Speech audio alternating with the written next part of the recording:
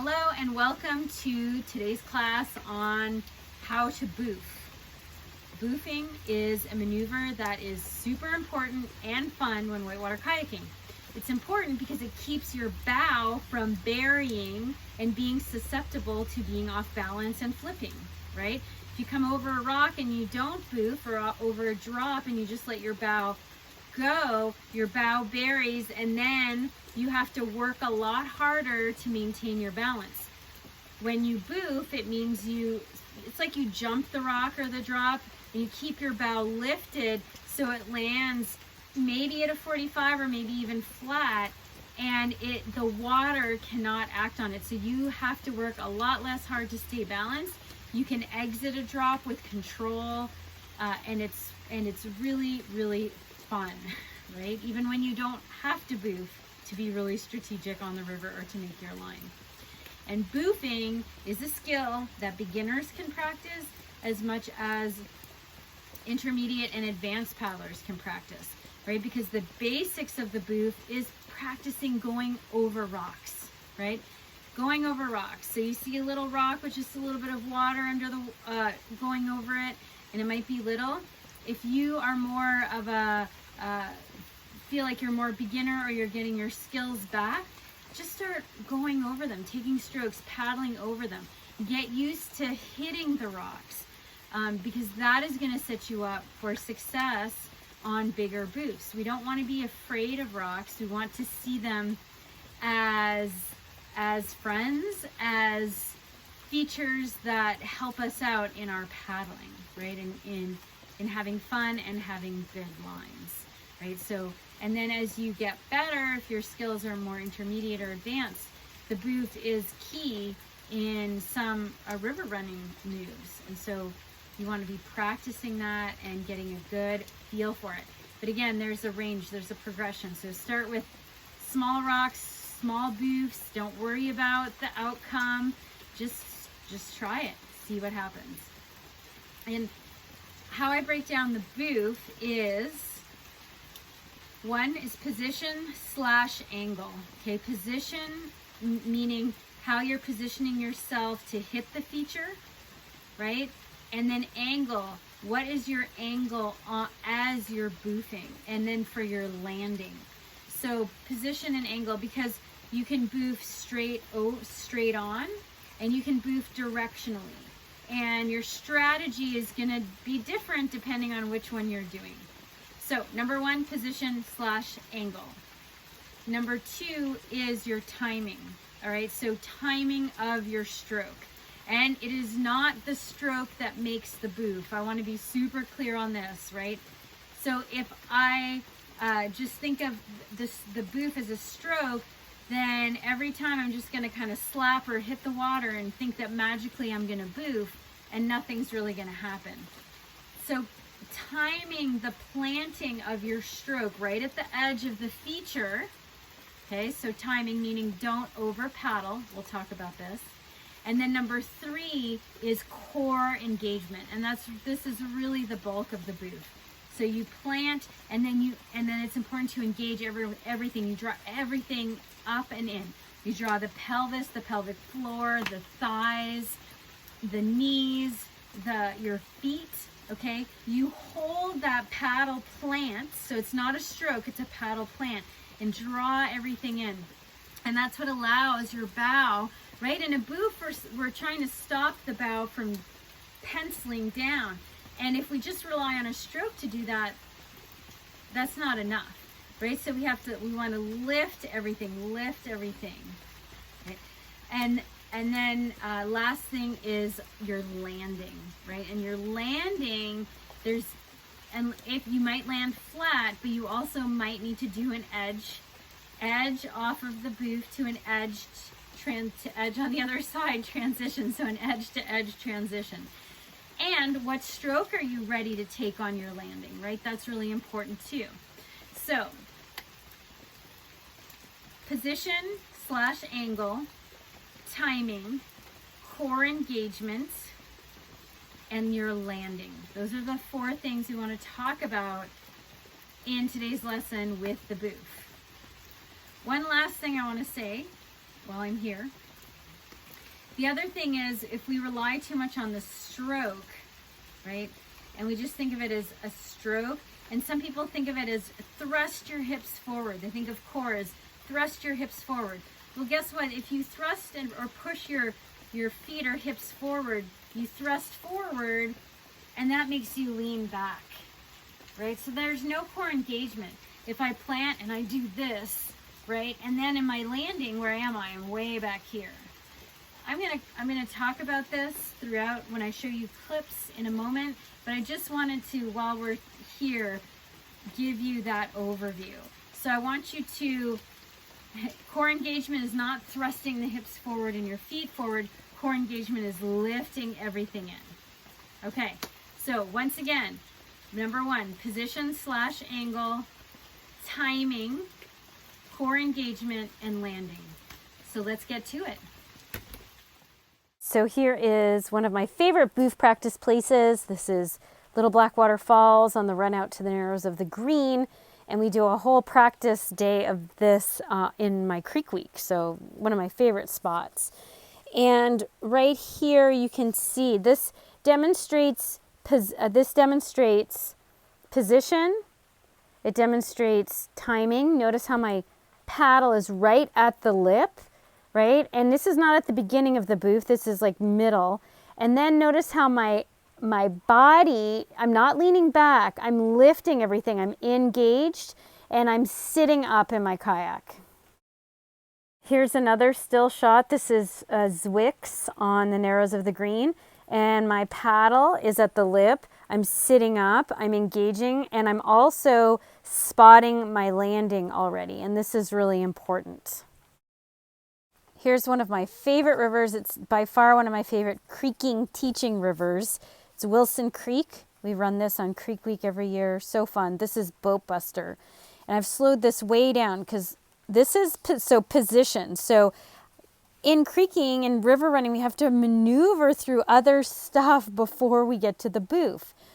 And right here, I actually have too much angle to the right, but it's not too much. I've set myself up that way. If you look, you'll see that the actual boof rock is a little slightly to the left. Once I know I'm in position, I let my bow fall in line with that flake that's in front of me. And then I plant right at the lip, right? And then I engage everything up, and then I land flat. And I wasn't concerned about this landing, so I didn't really do anything. I could have been a little bit more proactive on my landing. But what I wanted you to see is that timing, planting at the lip, lift, and land. So here it is in real time. So getting my position and angle in, timing, lift, land. So here is a directional boof, and a directional boof is just like catching an eddy, except that you get a piece of the rock instead of catching the eddy below the rock. So notice how I approach this and from right here, I don't left. plant I right give at the myself edge. I'm actually, this is a to water carry my boof, momentum, which means that I'm planting my paddle in the spout of water coming off the rock. Arguably, I could have waited a few seconds, but it worked out okay. Notice also that my stroke here is not vertical because I'm using this stroke, this plant, to maintain my angle left. Last thing I want you to notice is that my downstream edge is dropped. That's going to give me better purchase with my stroke and my lift. And then when I land, I do an edge-to-edge transition to get into the eddy. And notice my stroke on the inside to help with my landing, control my boat position. So here is a boof where I was too early on my stroke and too out to the side, and I leaned back a little too much and I landed almost sideways. And I was really lucky here with this stroke on the left that got me away from the hole. Okay, so sometimes it works out if, again, spotting the landing and getting that stroke in on the landing, which we haven't talked about too much, but you know, as you land, you want to be, ideally, you want to be ready with a stroke. And when you practice being ready with a stroke, then you have more control. And in this case, it helped me get away from the pour over.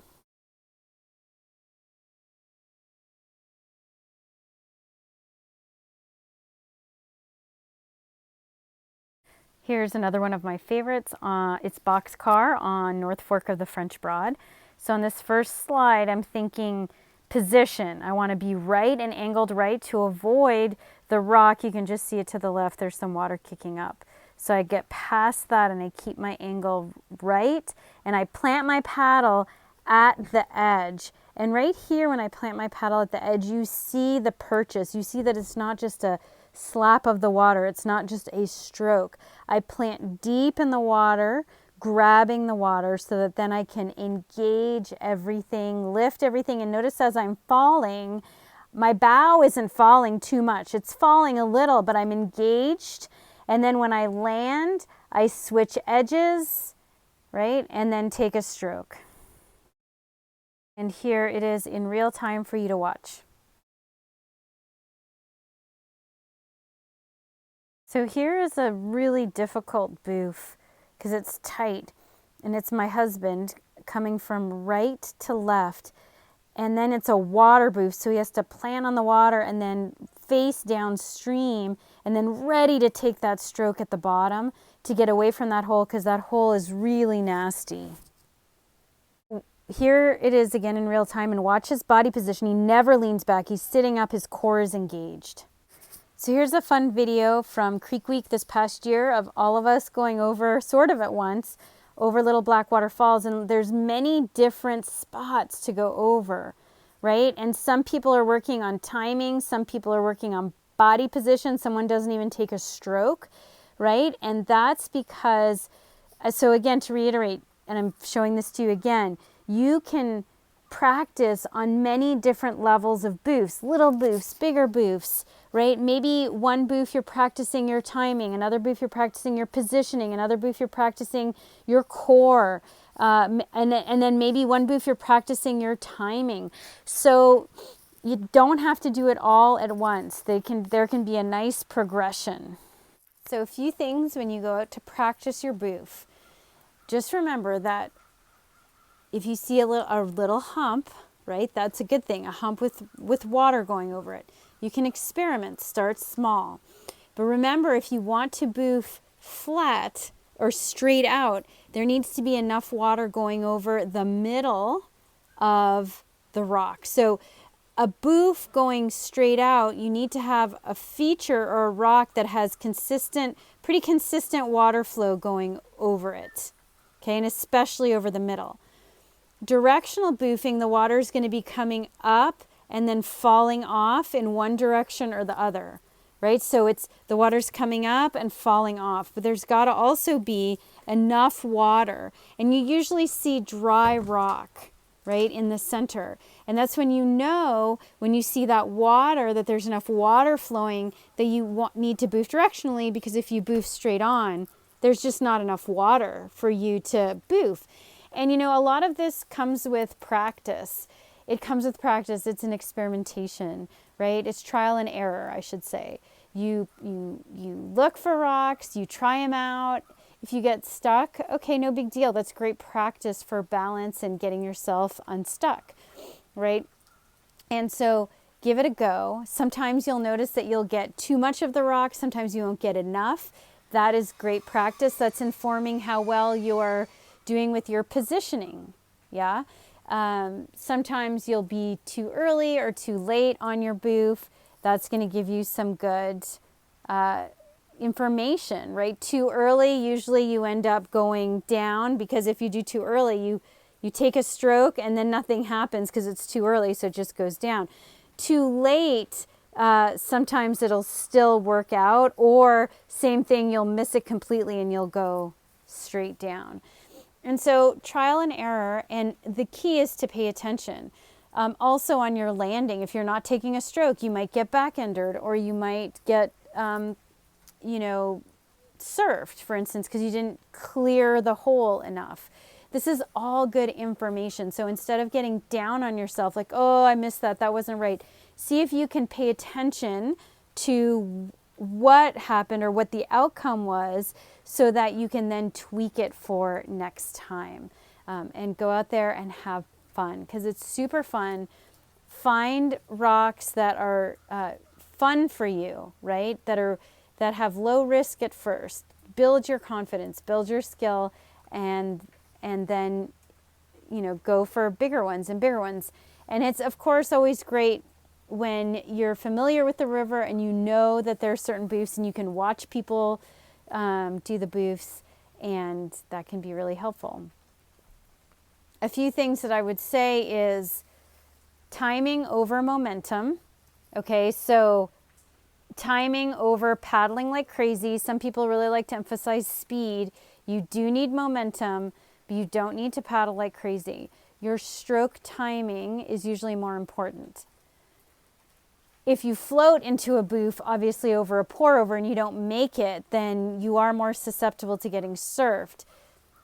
So you do want momentum, but typically folks tend to over paddle rather, and need to pause and look at the edge, and then next is look at the landing. Look at the edge, and then look at the landing. And another thing I would say is experiment with your edging. So edging happens mainly in the position, like in the timing, like as you're going off the boof. So especially directionally, you'll be edging, you'll drop your downstream edge, right? And if your downstream edge is dropped on the boof, then obviously you want to change edges, because what's going to happen if you land with that downstream edge in the water, right? You flip over. So anytime you are engaging edge to boof, which is really fun, and it gives you a lot more leverage with your maneuver, with your plant and your body positioning, right? And then when you land, you got to remember to switch edges. Okay? So those are my tips. Go out there and have fun, enjoy boofing, and I look forward to hearing how it goes.